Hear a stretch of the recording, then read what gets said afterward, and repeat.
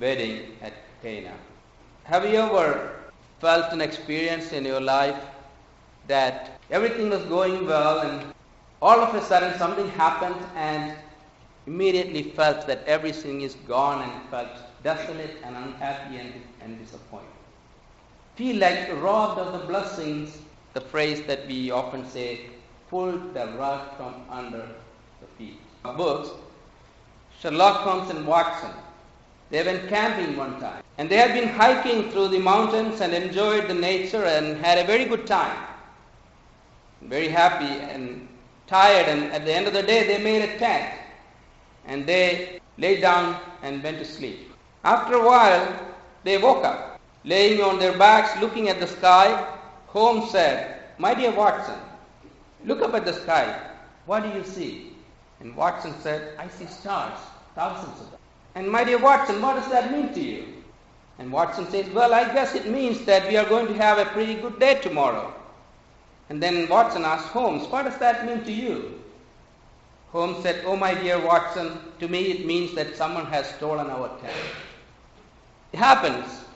When everything is going well, all of a sudden we find ourselves finding robbed of what we were enjoying all along.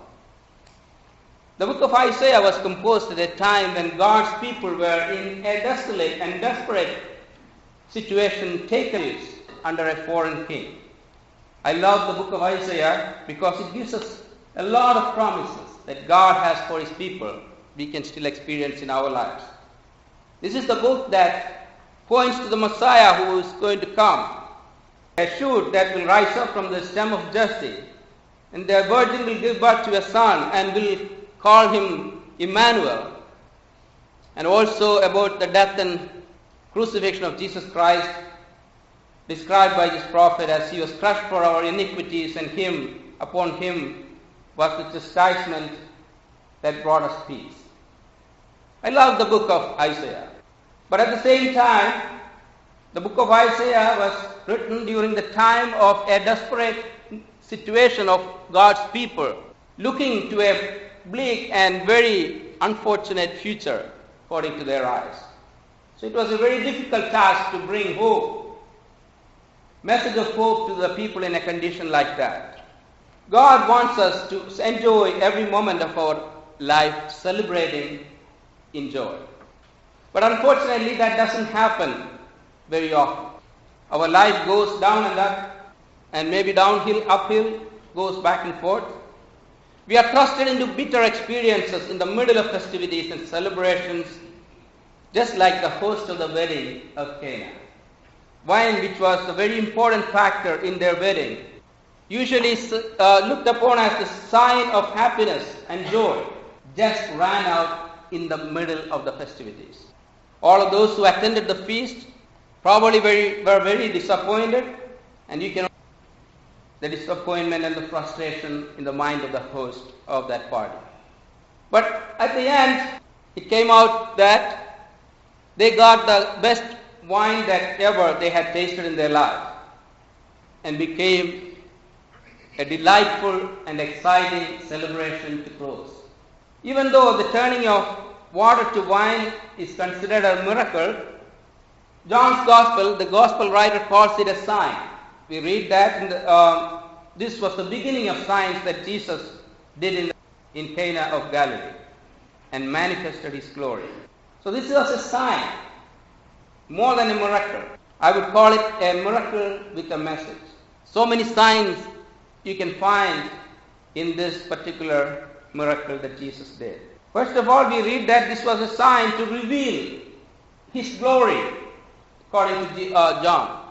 We read also when John started writing this gospel, in chapter 1, we read about how John and the rest of the disciples who followed Jesus saw Jesus' glory, and we read in verse 10 of the first chapter of John, He was in the world and the world was created through Him, but the world did not recognize Him. He came to what was His own, but His own people did not receive Him.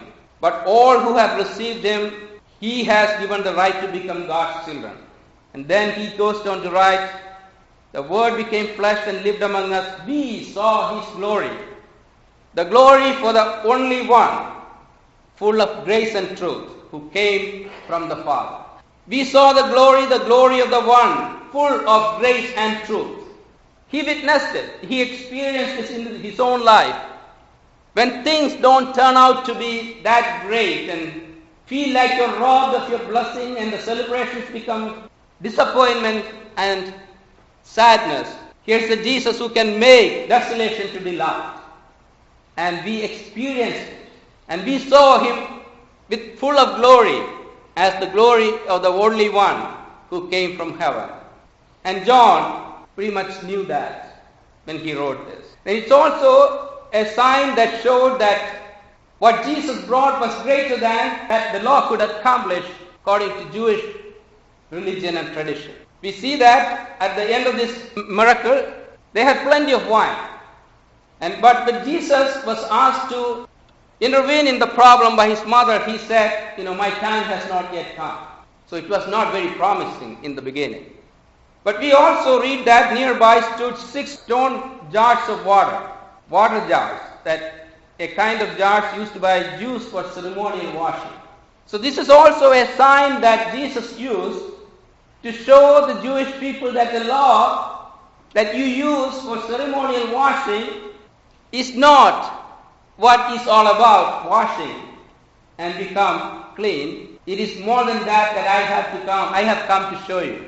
And he used those jars of stone that was kept outside the house to wash their feet and their hands.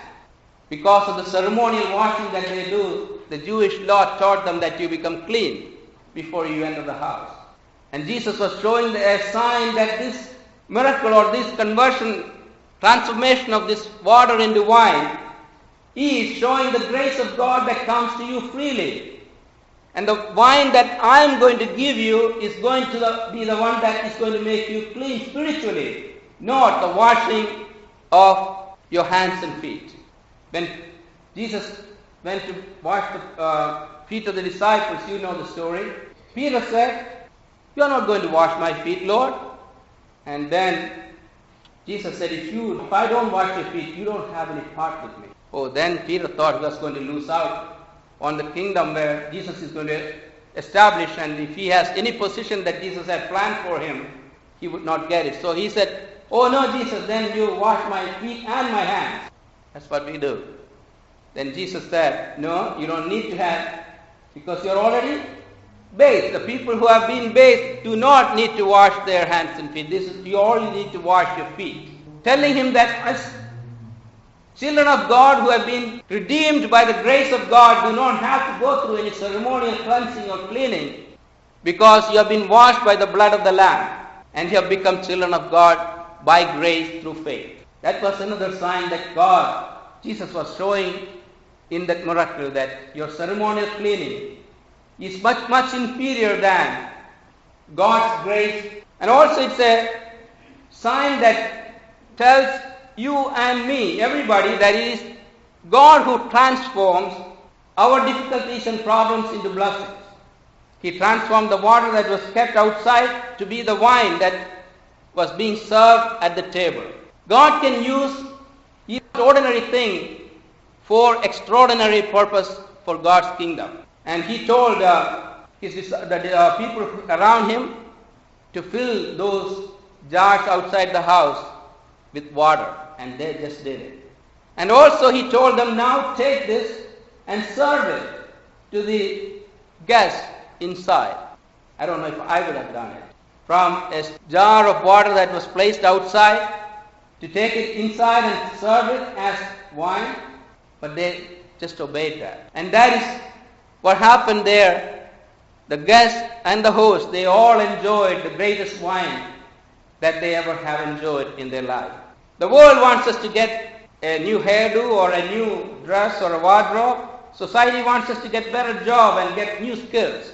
But Jesus does not want to change our looks. He wants to transform and change our inside. He does not want to rearrange our situation, but he wants to transform our situation so we can become live with a happy face. And also the transformation that happened there became, those stone vessels that were placed outside for washing feet, became the jars of wine an honorable vessel for that function that day. We see that there were 6 stone jars for the Jewish rites of purification, each holding about 20 or 30 gallons. God can use even the stone jars for His glory to be revealed. It doesn't matter how broken or scarred or ugly that you or I feel. God can use you and me. I read a devotional recently about a school bus a group of missionaries took in Mexico. That school bus had a name written on it called Special. Even though it had a cracked windshield along with mechanical problems, they had to stop several times before they reached their destination. The missionary who wrote this article was saying that I thought about some of the people that I know, people who are less than perfect. Even though they are not perfect in world's eyes or in your eyes or my eyes, God takes them and uses them. None of us is perfect, but just as God uses the bus called Special to take those missionaries to a great purpose, to a great mission, God can use me and you and me even when we are scarred and broken and ugly. God does not look at you as you are. He looks at us as who you can become. That is what Jesus did. So don't be discouraged by what people see or others see in you, but be encouraged by what God sees in you. We know about Moses, who was a shepherd boy, a person who stuttered, called by God and used as the leader to redeem his people from bondage to the promised land. We know about David, the greatest king of Israel, who was a shepherd boy, tending sheep for his father. Even his father did not consider him to bring him before Samuel. But God chose that little shepherd boy to be the greatest king of Israel ever ruled. So God can use the broken and the stone and the ugly jars kept outside to be glorified vessels to serve the guests for a great occasion. That was a sign that this miracle brings to us. Then finally, one more thing that I wanted to bring about the transformation of sadness, from sadness to an occasion of celebration and joy. When Jesus changed the water into wine, He did not change just the color, but He changed the nature of water. God continues to change water into wine every day. When I go through some of the rural areas, Georgia and other states, you see the great wine. When I drive around those great wines, I look at it. And I remember Jesus changing water into wine. Look at every bit of salt in it. It becomes grapes. And you and I get it, and we have the grape juice, and you can ferment it, and it becomes wine. God changes water into wine through His creation every day. He changes our situation of difficulties and desolateness to hopeful situations and happiness in our lives. Whenever some horrible disaster occurs or devastating conditions happen in our lives, we need to hold on to that hope and trust like Mary and the rest of the disciples and the people around them on that day, and to listen for Jesus, for whatever He tells you to do. They did that, and they saw the glory after that. Sonny and I were almost the same age, and we grew up together back in Kerala in India. A very smart, intelligent student, he went on the engineering route and became an electronics and electrical engineer. Hired right away from college campus, became a great research engineer in one of the labs in India. Before I got married, Sonny got married. Then I moved to America a couple of years after that, and I heard a sad news one day. Somebody called me and said, Sonny had died in a terrible accident. Sonny had designed a power generator and installed it in one of the electrical power plants. They went back to inspect it one day. 3 other engineers and him driving up their SUVs over to the hill to get to the generator. On their way up there, their SUV flipped and went into the water reservoir, and 4 bright engineers died that day. But one thing that shook my faith at that time was Sonny's wife was 6 months pregnant with her first child. How do you explain this to a young girl? She feels like robbed of all the blessings and the happiness and the festivities that were happening in their life. They just had a honeymoon. came back and had a great party after that, and he got a promotion. And now they were waiting for their child. How desolate, how disappointing and frustrating a situation that can be for a young girl. Who can console her or give her peace at that time? It was about 2 years before that, Sonny's mom died of cancer, and his dad was staying by himself in a home there. So I did not talk to Susan, Sonny's wife, when I heard the death. I called his dad, and he said, Susan is not in a condition to talk to anybody. Susan heard the news of her husband's death.